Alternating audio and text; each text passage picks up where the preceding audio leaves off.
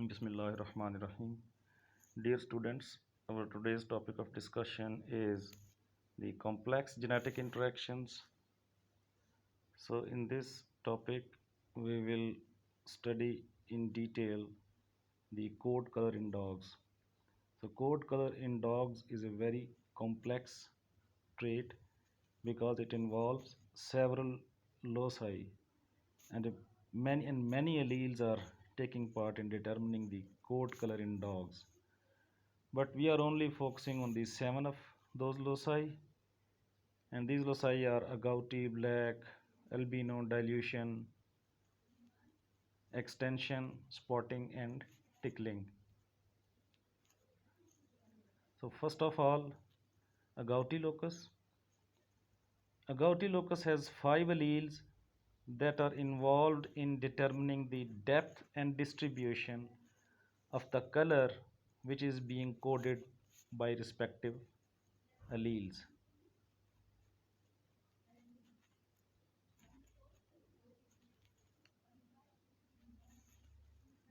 So in this locus there are five different alleles, and one allele which is capital AS is coding for the solid black pigment, which means that the protein product of this allele is coding for the black color, and the second allele small aw codes for the agouti appearance, and this is also known as wolf-like gray, and hairs encoded by this allele have a salt and pepper like appearance, and this salt and pepper like appearance is produced by a band of yellow pigment on the black hairs. The third allele AY, small ay, encodes the yellow colored pigment, and the black pigment is markedly reduced in quantity, so the entire hair becomes the yellow. So the fourth allele small as is coding a saddle-like pattern, and in this saddle-like pattern dark color on the back is present, whereas the extensive tan marking are present on the head and legs of the dogs. So the fifth allele capital small a T allele, and this is responsible for the bicolor and dark color over most of the body is present, with the tan marking on the feet and eyebrows. And from these five alleles, capital AS and small ay, these two alleles are generally dominant over the other three alleles, but their dominance relationship is so complex and it is not completely understood. So the next locus is black locus. As the name is indicating, it allows the black pigment to be produced. So this locus determines whether black pigment can be formed or not. So the actual color of the dog's coat or fur is depending on the effects of genes at other loci. These four loci A, C, D and E, these are also responsible for their effects. So the capital B allele in this locus is allowing the black pigment production, and when small b allele is present, black pigment is not produced at all, and pigmented dogs can be of chocolate color, liver color, tan color or red color. And in this locus dominance is very clear, and the B allele, capital B allele, is dominant over the small b allele. So the second locus coding for the code color in dogs, or it is responsible for the code color in dogs, has only two alleles, and the dominance is very clear in the case of this locus. So the next locus, third locus, is albino locus, and this locus determines whether full color will be expressed or not. And just like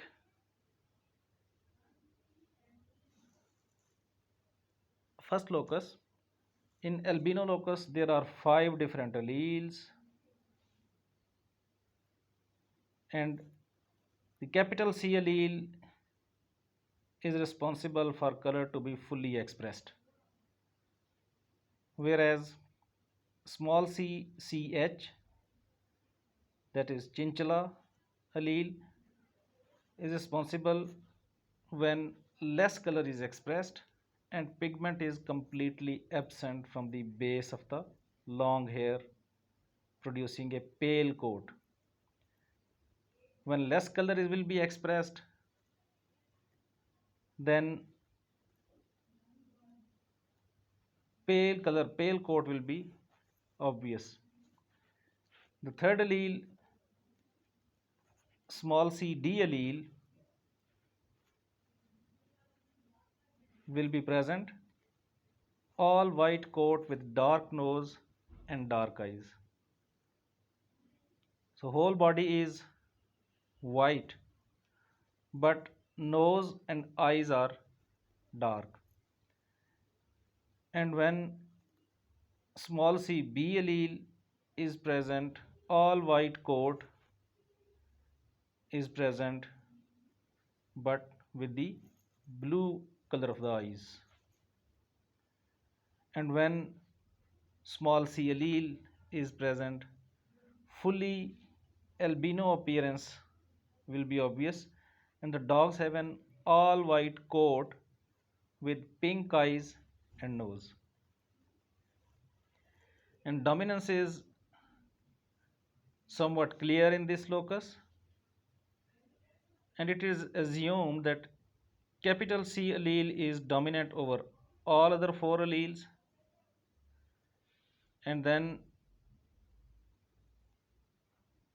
chinchilla allele is dominant over other 3 alleles, and then small c d allele is dominant over small c b and small c alleles.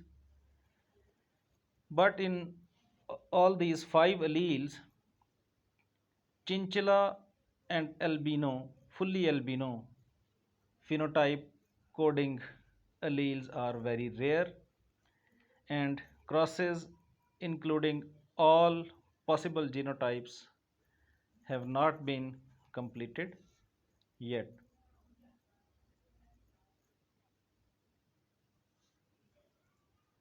So next locus is dilution locus. So it determines whether the color will be diluted. Color is coded by some other locus, but what is its concentration? It depends on the dilution locus. And as an example, if diluted black pigment appears bluish in color, and diluted yellow appears cream in color, so we can clearly see that the coat color in dogs is a very complex trait, and a number of different alleles are involved. So it is very difficult to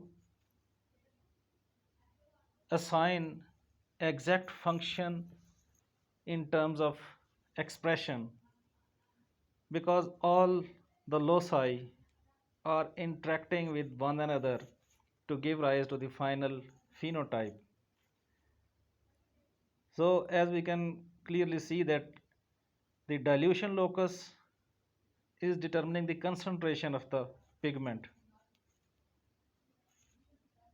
And when capital D allele is present, concentration is more. But when small d is present, pigment is diluted and the black pigment becomes bluish in appearance. And similarly, yellow color is diluted to creamy appearance. So the dilution effect is produced by an uneven distribution of pigment in the hair shaft.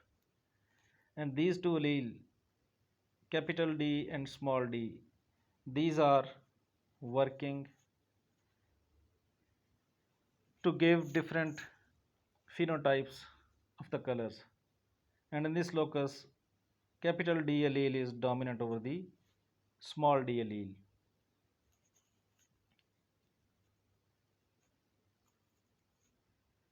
So next locus is extension locus.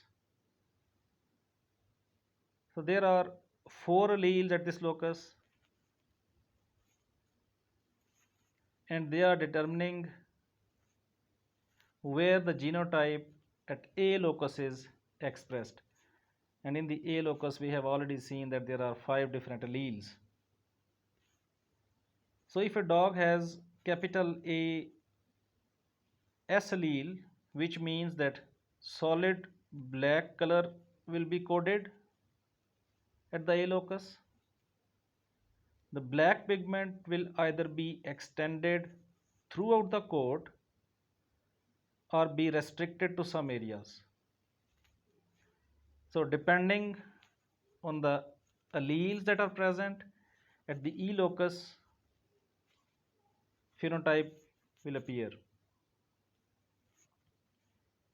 And the areas where the A locus is not expressed, that may appear as yellow, red or tan depending on the presence of the particular genes at the respective loci. So every locus has its own function and its own alleles, different alleles, which are taking part in the complex and intricate mechanism of determining the fur color in the dogs. So when capital AS is present at the locus, the 4 alleles at the E locus have different effects. And when capital EM locus, capital EM allele is present, black mask with a tan coat. And when capital E is present, the A locus is expressed throughout and solid black color will be the phenotype.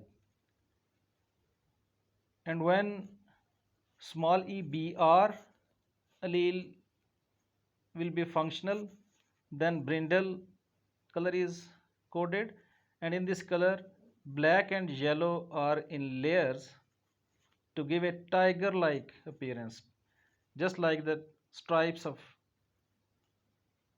two colors on the skin of tiger. This locus is coding just tiger stripe like appearance. And when small e allele will be present, no black in the coat, but the nose and eyes may be black. So dominance relations among these alleles is also not completely understood.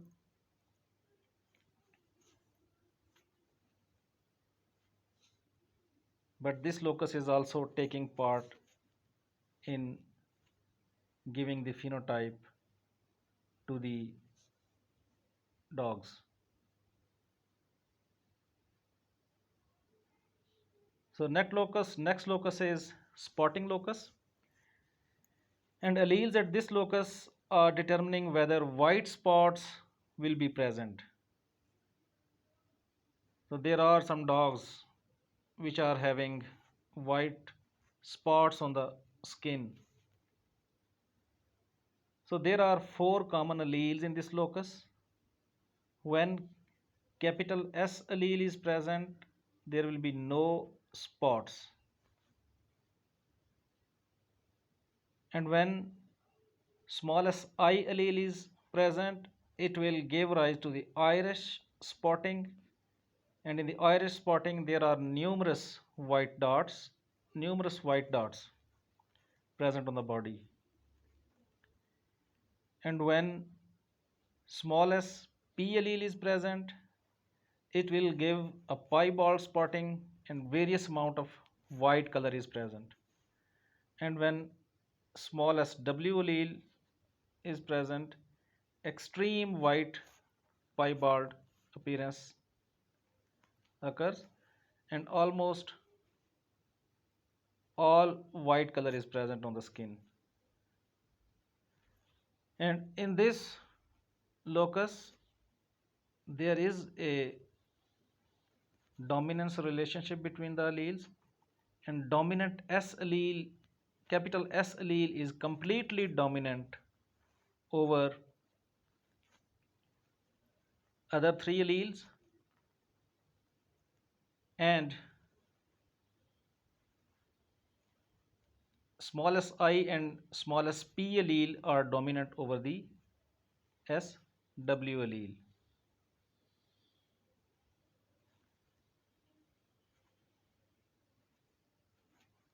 So next locus is ticking locus, and this locus is involved in determining the presence of small colored spots on the white areas, and this pattern is known as the ticking. So there are two alleles in this locus. Capital T allele is causing the ticking, and ticking is small colored spots on the areas of white. And when small t allele is present, there will be no ticking. And capital T allele in this locus is fully dominant over the small t allele, and ticking cannot be expressed if a dog has solid coat. It means that when at the first locus, agouti locus, capital S allele is present in the genotype, then ticking pattern will not be expressed. So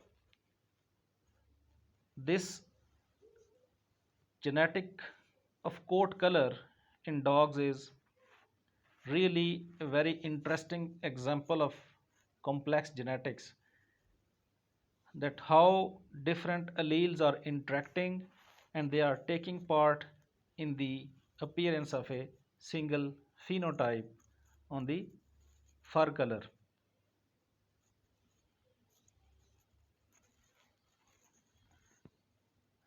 So there are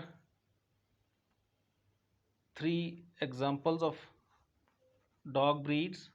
First one is the Labrador Retriever,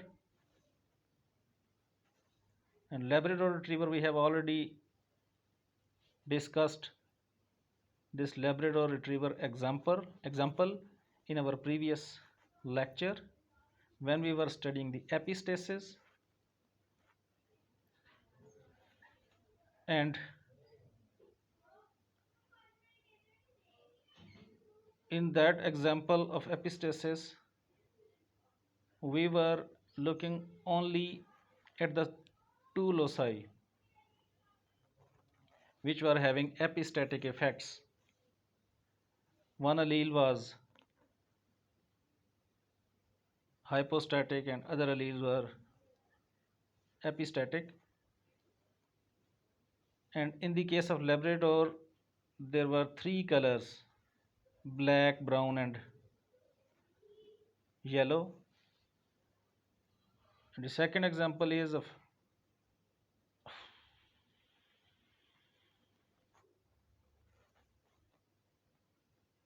beagle.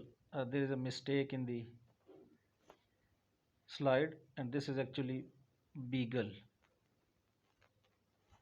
And in the beagle appearance, you can clearly see that saddle-like pattern is found on the body of the dog. And third is Dalmatian. This is also a mistake, and this is Dalmatian. And dog has dark spots on the body.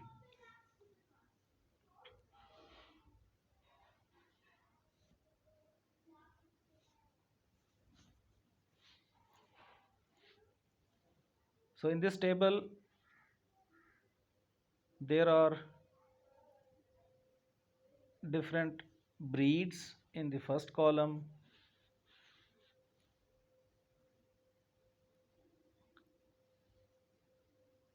and their homozygous genes in the second column, and other genes present within the breed, which are mostly interacting to give the phenotypes.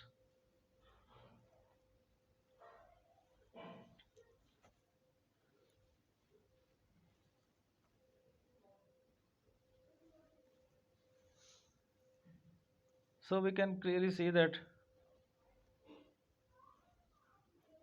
coat color in dogs is a very complex phenomena. Although most of the loci are homozygous for different genes and only few genes are involved in the appearance, but these homozygous loci also have their role in the expression of the phenotype.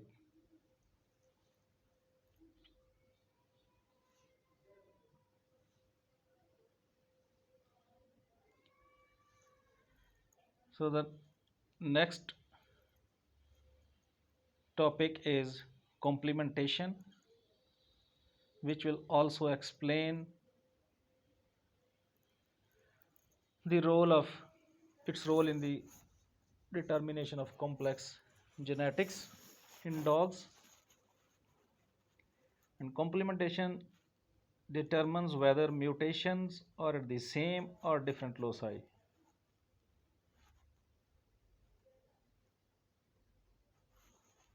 So how do we know whether different mutations that affect a characteristic occur at the same locus or at different loci? When mutations are present on the same locus, they are allelic, and when they are present on the different loci, then they are non-allelic. So in the case of fruit flies, for example, white is an X-linked mutation that produces the white eyes instead of the red eyes. And red eye color is a wild type trait, and most of the flies are with red eyes. But white eye is X-linked trait, and because of a mutation in the gene which is present on the X chromosome.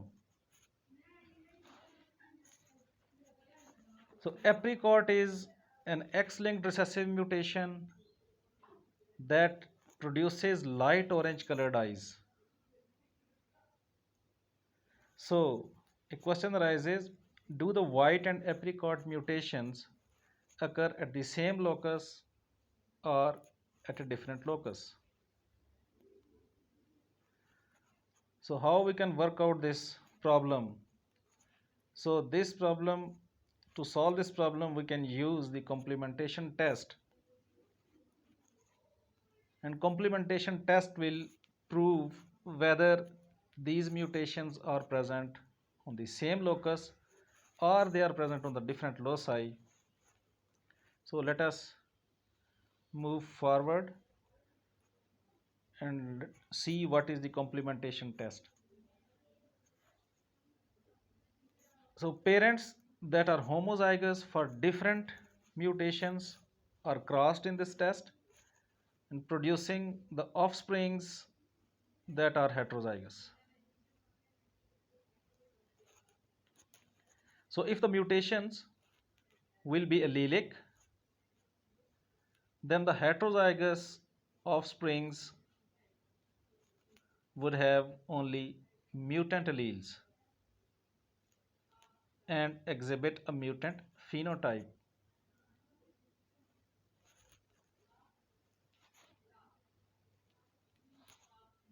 So in this figure, we are looking mutations at the same loci.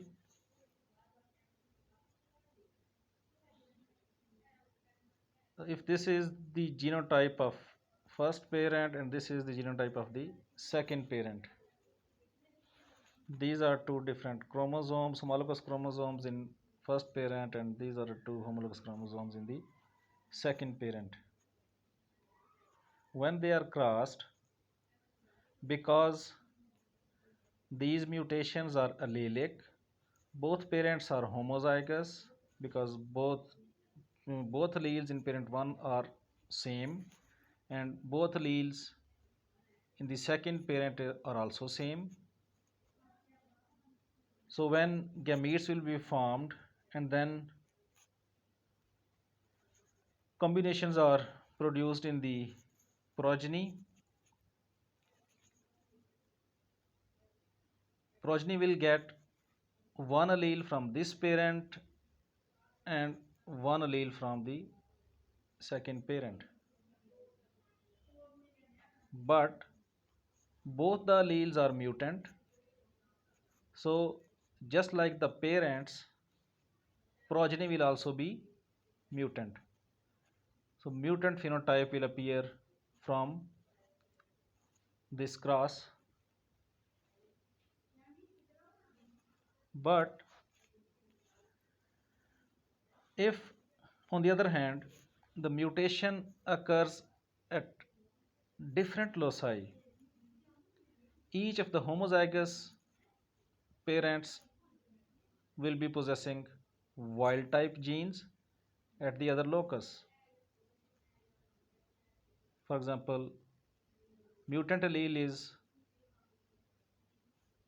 A and wild type allele for this mutant allele is A plus,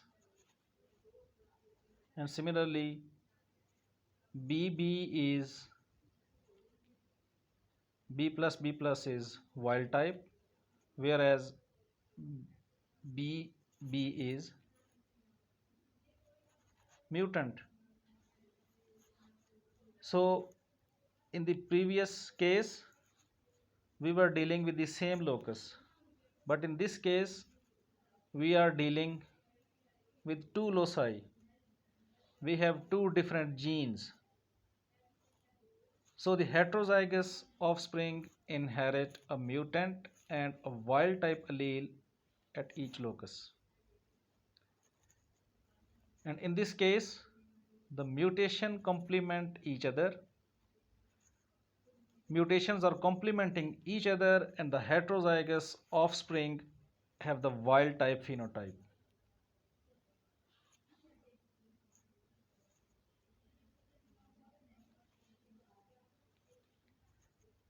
As we can see in this case,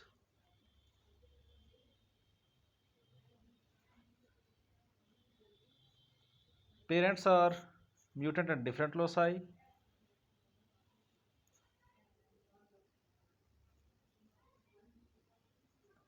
these two are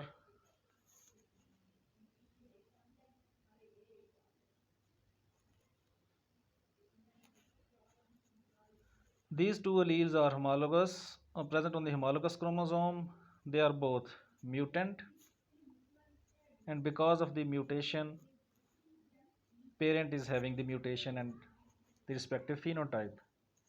But at the second locus, this parent has both wild type alleles, and second parent is carrying the wild type alleles, both wild type alleles at the first locus, but at the second locus, both mutant alleles are present. So when gametes will be formed, progeny will get different combinations. So when this combination of alleles is pairing with the with this combination, then at one locus it is having wild type allele,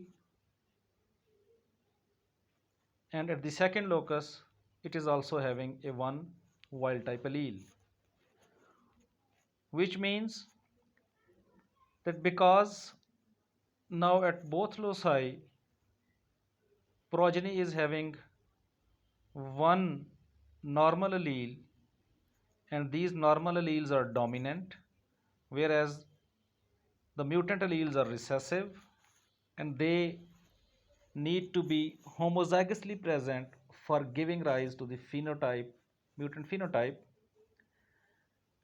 Therefore, the progeny produced by these two parents will be having the wild phenotype. So in this way, it is very clear that these two mutations are complementing each other,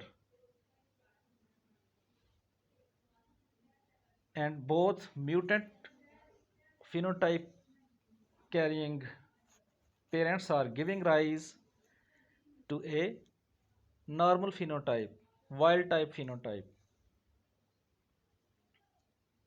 So this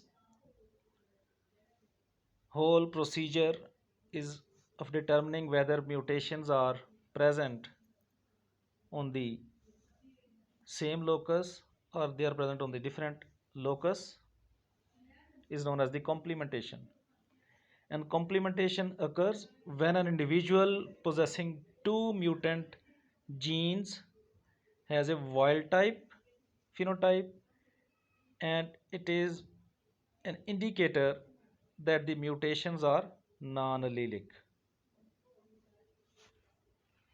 So when the complementation test is applied to white and apricot, white phenotype, white-eyed phenotype in Drosophila and apricot phenotype in Drosophila, all of the heterozygous offspring have light colored eyes, and this is demonstrating that the white and apricot are produced by mutations that are at the same locus and are allelic. So I think we have completed today's lecture, and we have seen in detail about the complex genetics of coat color, where seven different loci where seven different loci are taking part to give rise a coat color phenotype in the dogs.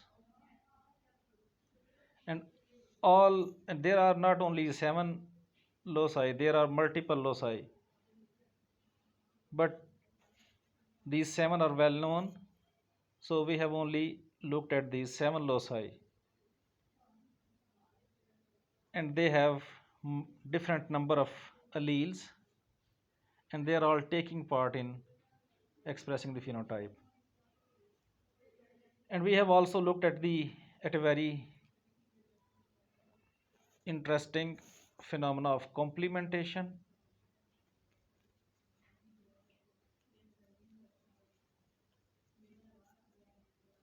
which is used to look at the mutations when both parents are mutant and they are giving rise to the wild type phenotype. So different mutations are complementing to give rise to wild type phenotype. So now it is very clear when the mutations are allelic and parents are carrying the allelic mutations and they are having mutant phenotypes, they will give rise to the mutant progeny. But when mutations are non-allelic, they are present on different loci. Both parents are carrying mutations in different loci, and one locus is having both wild type alleles. So during the gamete formation, when gametes are formed and genes are segregating, and then again when fertilization is occurring and different combinations are formed and homologous chromosomes are facing each other, they are making pairs, then one dominant allele will be inherited and progeny of the affected parents will be wild type because of the complementation phenomena. Hope everything is clear about this lecture.